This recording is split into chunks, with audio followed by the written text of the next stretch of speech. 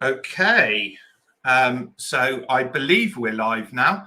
So just apologies for being little bit late at the moment.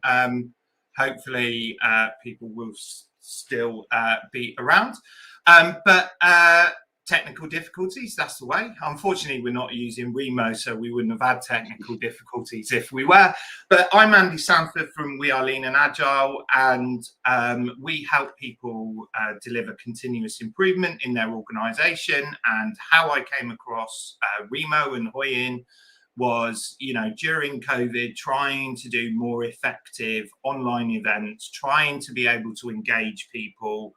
I came across the software and was just blown away and got the license after their group demo. So straight away, I didn't even go for the free trial. So that's me. I like to talk to people about improvement, and Hoyin has spent the last, I'm not going to introduce it. Hoyin's going to introduce himself. So Hoyin, over to you, mate. Great, thanks, Andy. First of all, thank you so much for inviting me onto your live stream. My name's Hoyin. I'm the founder of Remo. Remo is a online immersive virtual events platform where it's a kind of like a map. It looks like a map. There's a bunch of tables on it, and it looks like a game in some ways. And each table kind of represents its own conversation, video call almost. And so you can move from table to table, kind of like this 2D kind of top-down map, and you move from one table to the next. Each table you join is its own call, video call. And so we basically really focus not on sort of like this one-to-many interaction. We can do it. We have another mode that allows you to do like a classical webinar, but we also have another mode in addition to that, which is called conversation mode, and it has all these different tables where you can jump around. And so what we believe is when you bring people together, people don't want to just be talked at. They want to talk with other people. And we believe in that is the most human way for people to interact with each other, not only just sit in front of a video and listen to someone speak. Of course, that has a very important role, but we believe in peer-to-peer interaction is what takes it to the next level. And so that's what Remo is about. That's what we focus on. And thanks, Andy, for using Remo and being a huge fan. Yeah, we're always like happy to kind of like talk shop and talk with you about Remo and events and gatherings in general. So how did Remo come about, mate? I have to apologize. I'm now having the technical gremlins. I've now got Chrome not responding in front of me, so I'm not touching anything at the moment. I hope you can still hear me. I'll carry on. Excellent, brilliant. So yeah, how did Remo come about? What were you doing before, and what was the idea? Yeah, so I've been doing like startups and entrepreneurship for over 10 years now. I did a lot of different stuff. It all started off. I started off with like prior to Remo. What I was doing was I had a SaaS company that helped companies, other small businesses, grow their social media engagement and following. It was a tool that kind of helped them manage that. And through that process, I really saw how social media, and this was like 6 years ago, 7 years ago, how social media was really causing a lot of polarization in the world on a specific topic. People just became so like, just inside their bubble, and a lot of the challenges and problems we see today. So I got disenchanted with social media, and I felt that people weren't really talking to each other. They were talking to each other. They're not really listening. They're just, with their own little megaphone and just talking. And what I realized is that there's a lack of authentic conversation that's really happening with our current zeitgeist of what's happening with us right now. And I wanted to create something that brought back that. And that's when I started to like really formulate my mission, which is how do we want to create authentic conversations that build meaningful relationships. That's always been our mission. And we started off with virtual office, actually. And so I've been leading remote teams for over like 8 years. And one of the things was that it was really difficult for people to connect with each other back in the day. Back in the day, we were using Skype. No Slack, no Google, none of this fancy stuff. We were using Skype. And we realized that it was very difficult, as we all know, when you're working together, it's really difficult to communicate. So we created the virtual office, which is our product, it's a map. There's different offices, and you can move between the different offices to talk to each other. We started off with this, and we pivoted into virtual events in 2019, around August. Relaunched it as a virtual events platform, and in January and February, March is when we started seeing a lot more traction, and that's kind of like really how we, we started to get more traction in 2020 due to the pandemic. Yeah, I mean, it was, I pivoted my business model. We kind of went, we were doing everything face-to-face training, events, and during COVID, we sort of, obviously things weren't selling. We deal a lot with local government and things like that, and they had a few challenges on their hands. So it was like, how do we support our users? So that's how I got into it. And the thing that really struck me was landing in Remo and the tables and being able to move around and being able to chat to people. And then I ran a test event with about 25 people and got feedback from them all. And the word that kept coming through was A, they loved it, and B, it feels like a human event. It feels like I can move around. It feels like I can you can move around and you can go and have conversations with people on different tables, but it was that stuff that came back. And the real challenge for us was really getting that engagement. And I kind of like the whiteboards embedded on the table. I mean, fantastic. So if you just don't want to meet people, but you actually want to do some work, you can really get on with it with those whiteboards, get feedback, get people to contribute. And of course, you've got the stage, and that does everything that you'd expect and more, but that's the area really, isn't it? It's where those human connections happen. And it's so hard online because, everyone's fed up with Zoom and Teams and things like that, and they probably spend their whole life in it. So yeah, it is the human interaction bit that I think is just so phenomenal. I mean, something that strikes me is, obviously you do success labs, and I've stolen that and brought that into our business because I think that's brilliant. Getting people together who just want to help each other get more out of the software, I think is fantastic. But it's a real diverse set of use cases Remo's got, isn't it? What kind of things are people? I mean, I always feel sorry for you because it's like you ask a question and then you've got people doing, careers fairs and loads of and university stuff. And yeah, so what kind of use cases are you seeing, and how are people using Remo for what type of events? Yeah. Do you mind if I share my screen? I don't Andy, mind at all, mate. I'm totally locked up at the moment. Okay. But I think you can do it. And Matt's there in the background, so you can make sure the right view goes on. So yeah, share your screen. I just want to share my screen so that I can be a little bit more visual with everyone. Yeah. So you can kind of see it. So let me just share, and I can talk through. Just give me a second.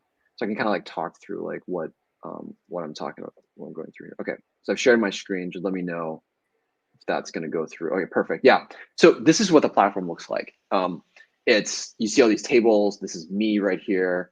I can I can double click and jump from one table to the next. I can turn on my video. You can see here, anyone who sits in this table will show up as green circles, and then it will show up here at the top.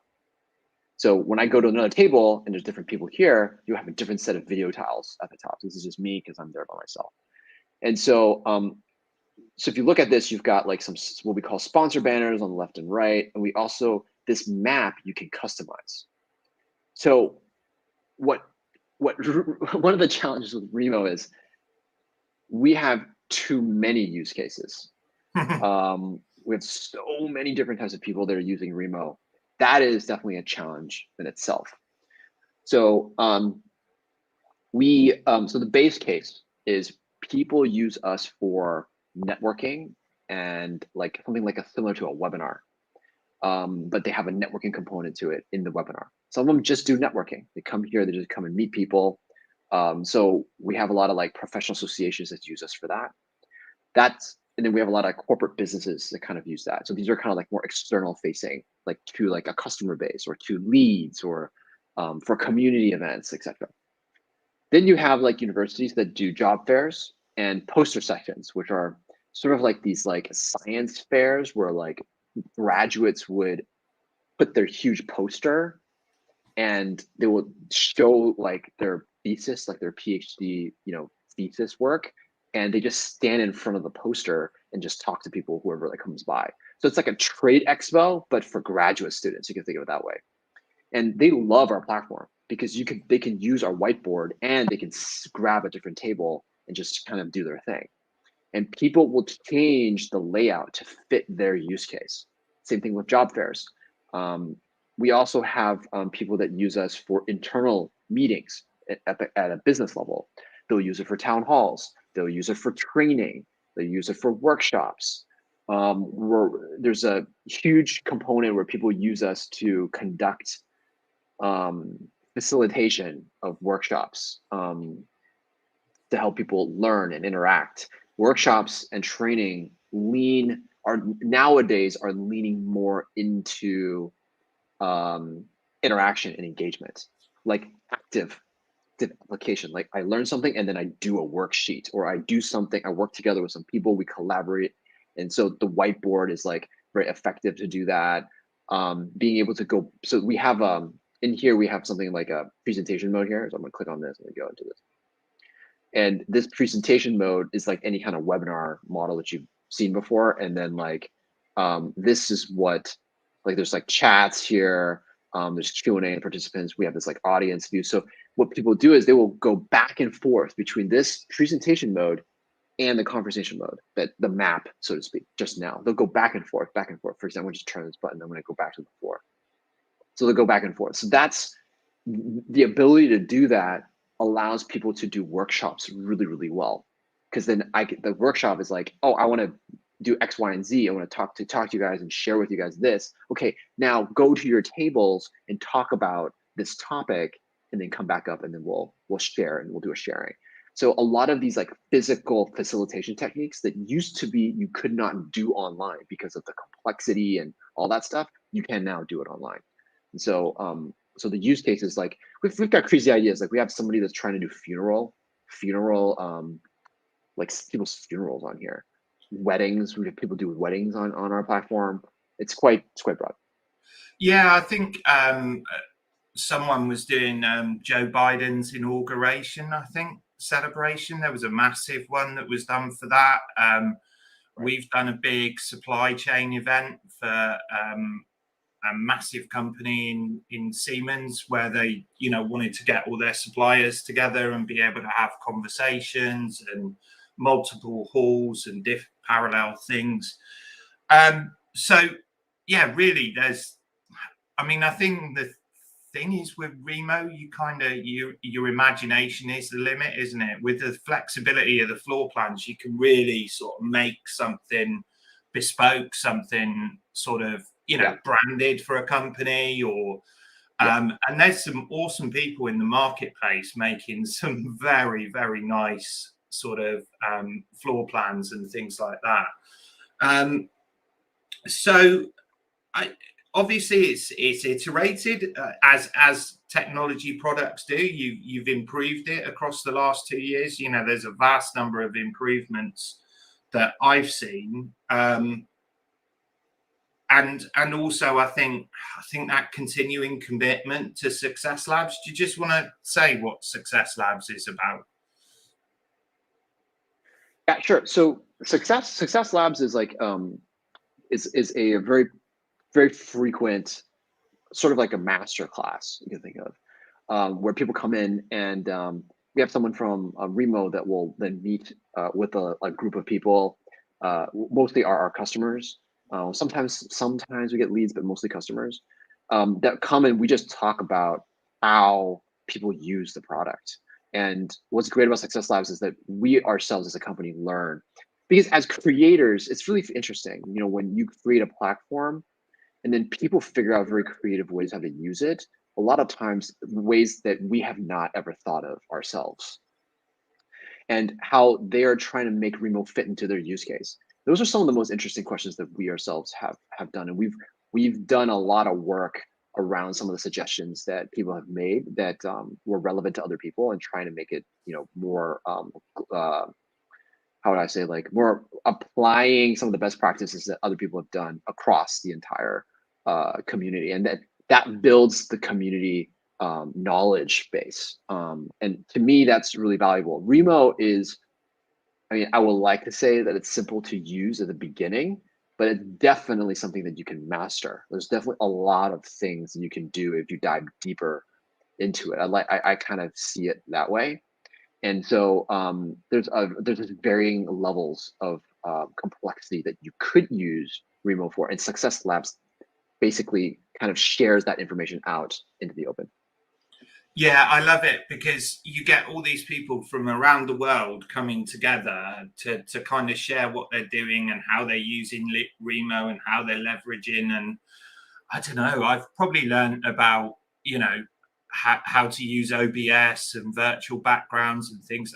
All of it, lots and lots of things have come out of that. And that's come from the Remo team, because, you know, it's a bit like bring your problem and let's work it through on the session. Let's try and work it out and get everyone's views. But it's also come from the users across the world. And it is a community, I think, and that's really important, because although in a way, as event sort of organizers or facilitators, we're all competing, but it's just nice the way everyone comes together and just shares and, you know, tries to help people get the most out of it and solve their problems and things like that. It's a very, very good thing.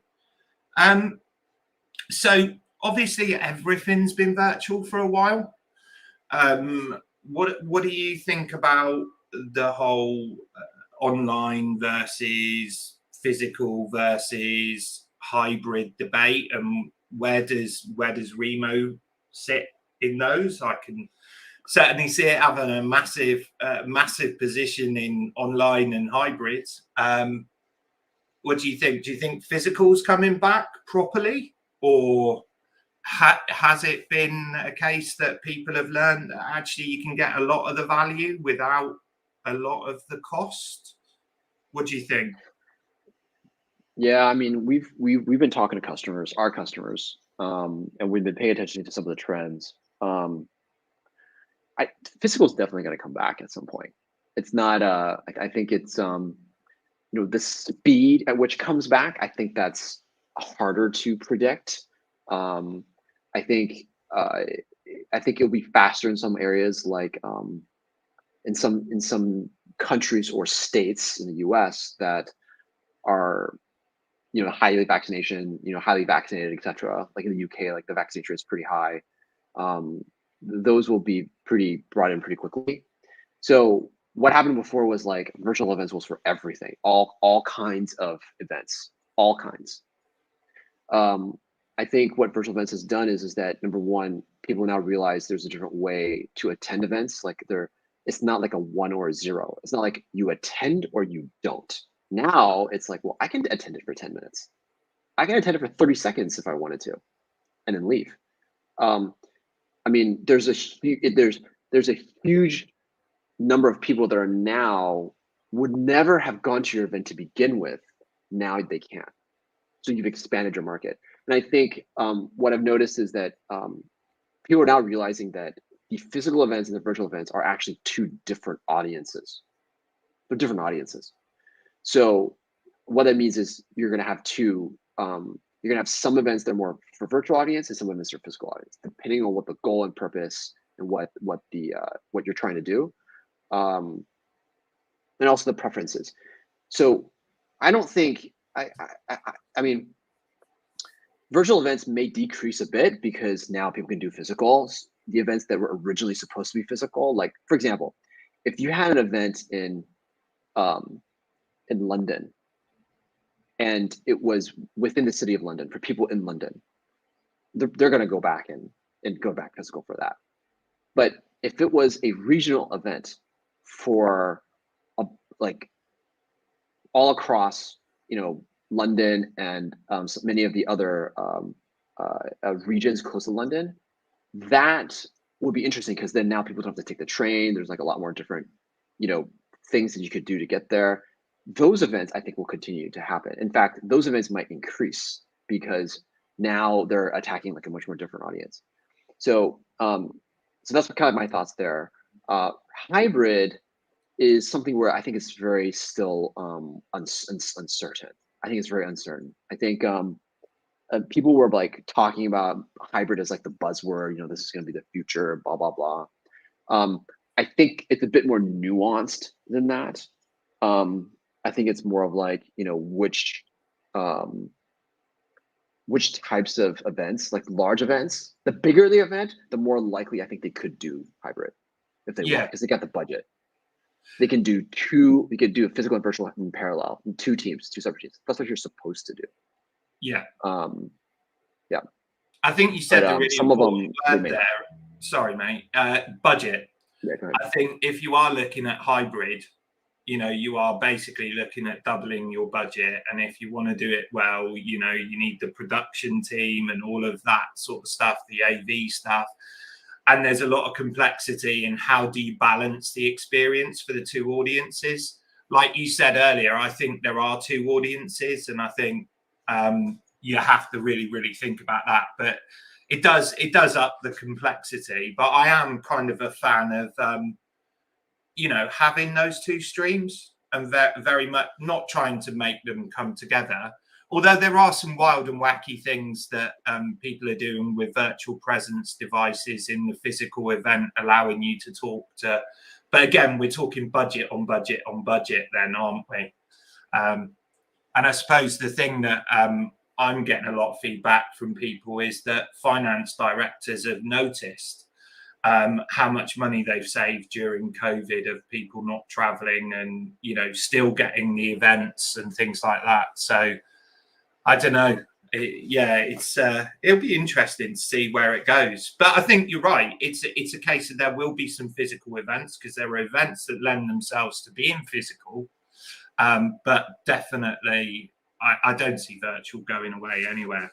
So it's been a really busy 2 years. But what's coming up in Remo? Because I'm pretty excited. We've mentioned the word community a few times in this. And what's next coming into Remo? Where are you guys thinking, to add even more value to these online events? Yeah, I mean, we have some good directions that we're going. Some of them that we're still work in progress. That we're still trying to work on and refine it. We're not quite ready to kind of like talk about. But some things we can't talk about is like what I realized about in my journey of Remo is that we're an experiential company. Actually, what we care about is experience. And we want to make the experience as great as we can, because that's what people keep coming back to us for, is that they have a good experience. So not only is stability important, but being innovative and like making that experience as human as possible. So there's a lot of stuff from the video streaming side that we can do to make it even more human, that we're kind of experimenting with. And that to me is really exciting because no one has done this type of stuff before. And it's stuff that you can do just with your computer. It's not VR, it's not like AR, not that crazy stuff. It's like really simple things we can do to make the video and the environment a lot more realistic and a lot more engaging. There's also some social features that we're thinking about doing that allow people to kind of mimic certain socializing with each other. So I'll give you one example. Something that we're playing around. We're right now playing around with is cheers, where like you cheers each other with a drink or something. And this is for the networking part mostly. And there's an option for you to like choose like like a soda can, soda pop, or a milk carton or something like that, and then you can celebrate a positive moment in a conversation that you had, and basically like take, make that a really, really celebratory experience and sharing that out to on social. So some of that's like a social thing that we're thinking about. Another one is like, how do you capture the relationships and get in touch with each other after the event? That's another area that we're like really interested in. We're very good at bringing people together and getting those conversations. And so now we want to figure out how can we continue and build those relationships after. So that's like another area that we've been like looking at. Yeah, I mean, the virtual business cards are brilliant, so that you can see and you can have your LinkedIn, your book a meeting, all of that stuff. But yeah, I agree. Continuing the conversation after the event, maintaining that connection, that's really interesting stuff. I'm so weirded out by this whole thing has been with Google Chrome not responding sitting there, so I'm scared to touch anything. I was going to look for comments and stuff like that and take them from the floor, but I can't actually get to my screen at the moment, and I don't want to. Well, I lose you. I can help. So David Martin, I'll help you out, Andy. So David Martin asked the question. I think the challenge is for conference exhibition as the virtual option saves such large marketing costs. Yeah, thank you. So David, yeah, absolutely, 100%. Like, it does save a lot of costs.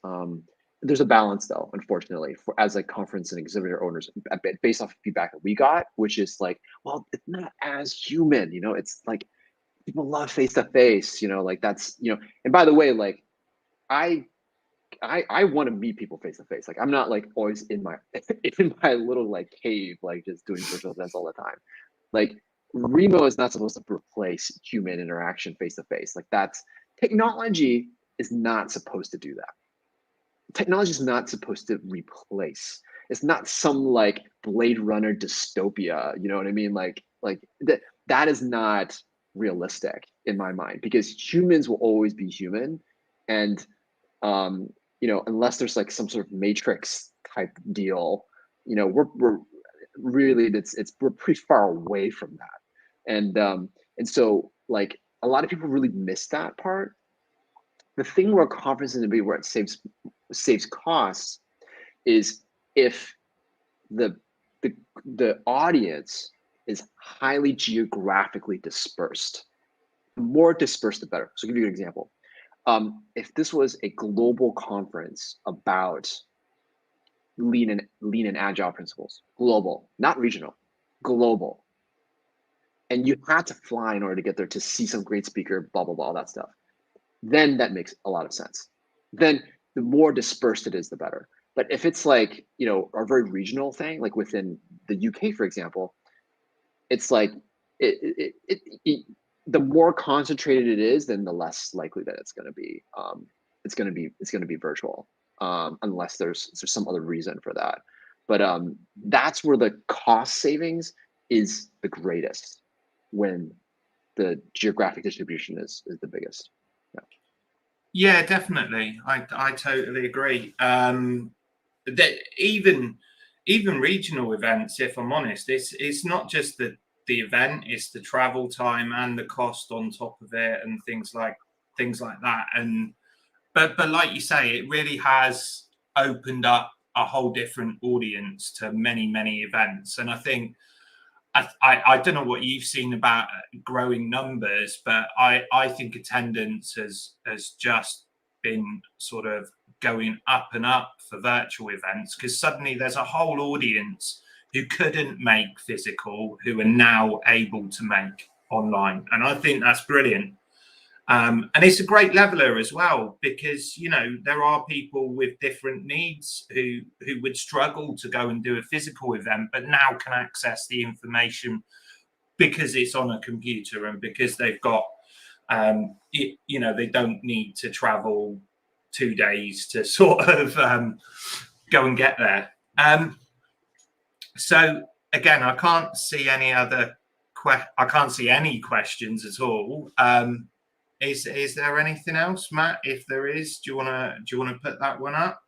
I'm mindful that we're nearing the end time of 9:45. What time is it where you are, Hoyin?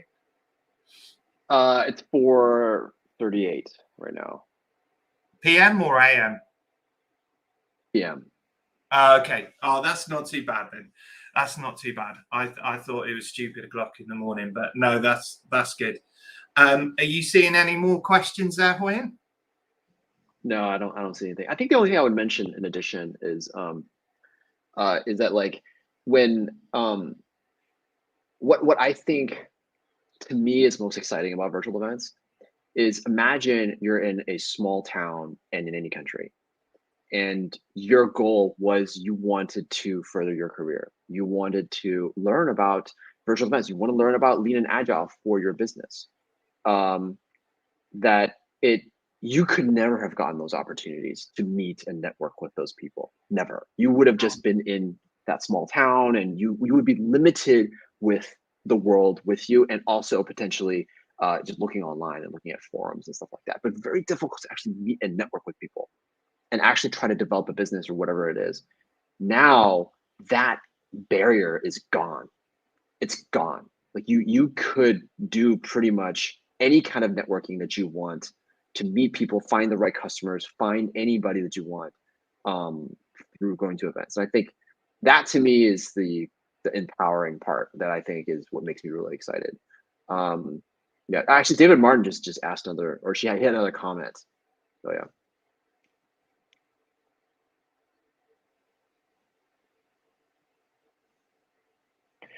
Yeah. So David Martin says, I think the virtual option provides a filter so that physical events are then more worthwhile as the chance of conversations are already completed. So I think what David is saying is if you met people online first, then maybe when you go to the physical event, then you can meet those people, like you know who you want to meet. I think that's what David's saying. Is that right, David?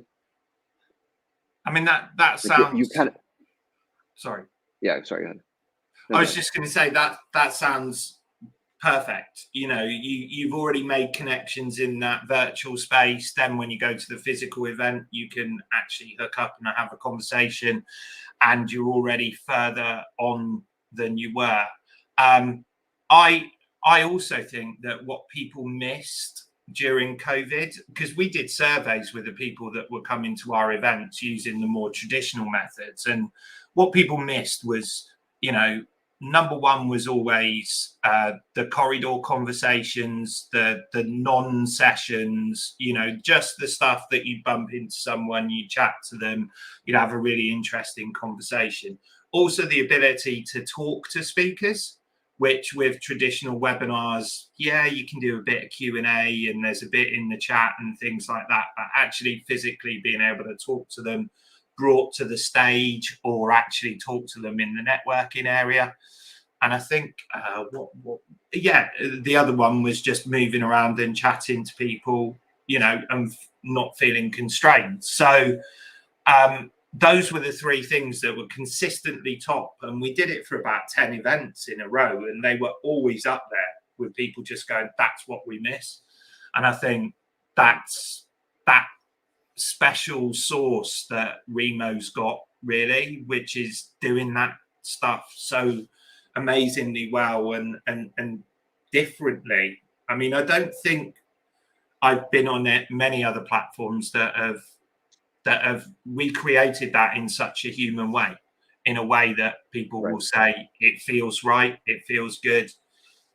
And I think what I've seen is that people will have deeper conversations as well than I would see. Say if I got on a phone call to someone and was talking about how could we help them, I would get a certain level of conversation, but it just seems when you're on that table and you're having a conversation as a group, that barriers come down and people just talk normally, like they would if you were sat there at a table in a bar or at a table at an event.